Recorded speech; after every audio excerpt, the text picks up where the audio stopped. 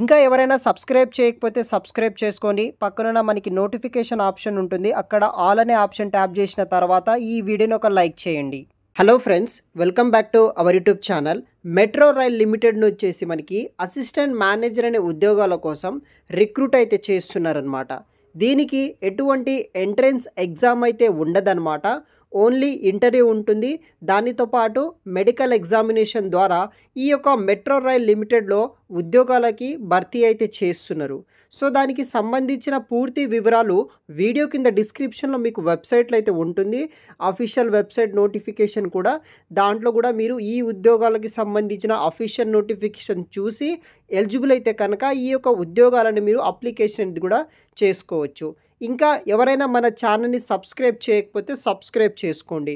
So మనకి Chennai metro rail limited నుండి వచ్చేసి ఈ యొక్క ఉద్యోగాలని రిక్రూట్ అయితే చేస్తున్నారు. దీనికి పర్టికులర్ స్టేట్ వాళ్ళని అయితే సంబంధం అయితే లేదనమాట. ఓన్లీ ఇండియన్ నేషనల్కి సంబంధించిన క్యాండిడేట్స్ ఎవరైతే ఉంటారో ప్రతి ఒక్కరూ అప్లికేషన్ అనేది కూడా చేసుకోవచ్చు. సో మనకి ఎంప్లాయ్మెంట్ నోటిఫికేషన్ రిలీజ్ చేయడం జరిగింది. సో ఇక్కడ మెయిన్గా వచ్చేసి ఎవరైతే ఉమెన్ క్యాండిడేట్స్ ఉంటారో వాళ్ళకి మాత్రమే ఈ యొక్క మెట్రోలో జాబ్స్ని అయితే వీళ్ళు కల్పిస్తున్నారనమాట. Chennai metro rail limited joint venture of government of India, అదేవిధంగా గవర్నమెంట్ ఆఫ్ తమిళనాడు వారి ఆధ్వర్యంలో ఈ యొక్క మెట్రో రైల్ ప్రాజెక్ట్లో వర్క్ చేయడానికి ఉమెన్ క్యాండిడేట్స్ ఎవరైతే ఉంటారో వాళ్ళని వీళ్ళు రిక్రూట్ అయితే చేస్తున్నారనమాట. దీంట్లో పోస్టుల వివరానికి వస్తే అసిస్టెంట్ మేనేజర్ సివిల్ అనే డిపార్ట్మెంట్ నుండి వీళ్ళు రిక్రూట్ అయితే చేస్తున్నారు. సో మనకి టోటల్ 8 ఓపెనింగ్స్ తోటి వీళ్ళు రిక్రూట్ అయితే చేస్తున్నారు. దీనికి శాలరీ వచ్చేసి 62,000 అయితే ఫర్ మంత్ మనకి శాలరీ ప్రొవైడ్ చేయడం జరుగుతుంది.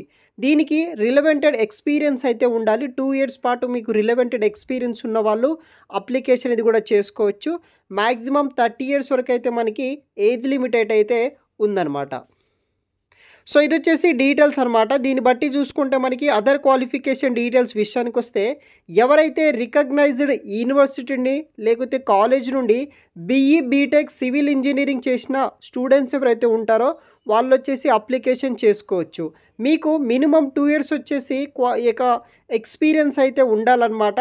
Large infrastructure project light construction, major bridge కావచ్చు, highways, railways, metro rail project, లేకపోతే మనకి మెట్రో కన్స్ట్రక్షన్ రిలేటెడ్, లేకపోతే కన్స్ట్రక్షన్ మేనేజ్మెంట్ ఇన్ఫ్రాస్ట్రక్చర్ ప్రాజెక్ట్లో ఏదైనా సరే civil engineering related 2 years experience ఉంటే కనుక ఈ పోస్ట్లోకి వచ్చేసి మీరు అప్లికేషన్ అనేది కూడా చేసుకోవచ్చు. దానితో పాటు మీకు quality control and assurance system, civil construction, safety implementation మీద కూడా నాలెడ్జ్ అయితే ఉండాలన్నమాట. బేసిక్గా దీని మీదనే మీకు ఇంటర్వ్యూలో అయితే క్వశ్చన్స్ అనేది కూడా అడగడం జరుగుతుంది. దానికి సంబంధించిన డీటెయిల్స్ విషయానికి వస్తే సెలక్షన్ ప్రొసీజర్ ఎలా ఉంటుందంటే మనకి 2 స్టేజెస్లో సెలక్షన్ ప్రాసెస్ అయితే ఉంటుందన్నమాట. అప్లికేషన్ క్యాండిడేట్స్ ఎవరైతే ఉంటారో వాళ్ళకి ఇంటర్వ్యూ అయితే నిర్వహిస్తారు. దాంట్లో సెలెక్ట్ అయిన వాళ్ళకి మెడికల్ ఎగ్జామినేషన్ ఉంటుందన్నమాట. సో మనకి ఈ యొక్క ఇంటర్వ్యూలో వచ్చేసి సెలక్షన్ ప్రాసెస్లో లైక్ మీకు skin knowledge, skills, comprehension, attitude, aptitude, physical fitness మీదనే మీకు ఈ యొక్క సెలక్షన్ ప్రాసెస్ అంతా కూడా అవుతుందన్నమాట. సో ఇది వచ్చేసి మెట్రోకి సంబంధించిన బేసిక్ డీటెయిల్స్ అనమాట.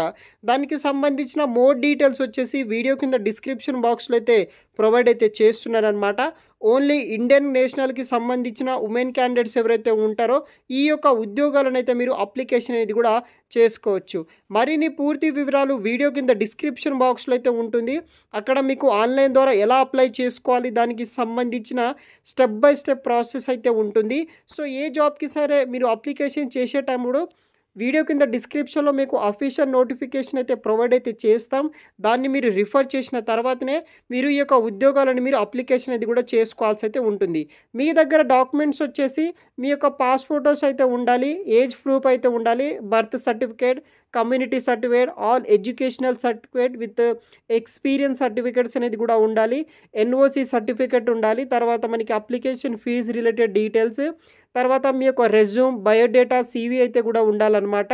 సో అదర్ సర్టిఫికేట్స్ అనేది కూడా మీరు చూసుకొని అవన్నీ తర్వాత అప్లికేషన్ చేయడానికి అయితే ట్రై చేయండి. మరిన్ని పూర్తి వివరాలు వీడియో కింద డిస్క్రిప్షన్ బాక్స్లో నేను మెన్షన్ చేసి పెడతాను, చూడగలరు గైస్. Thanks for watching.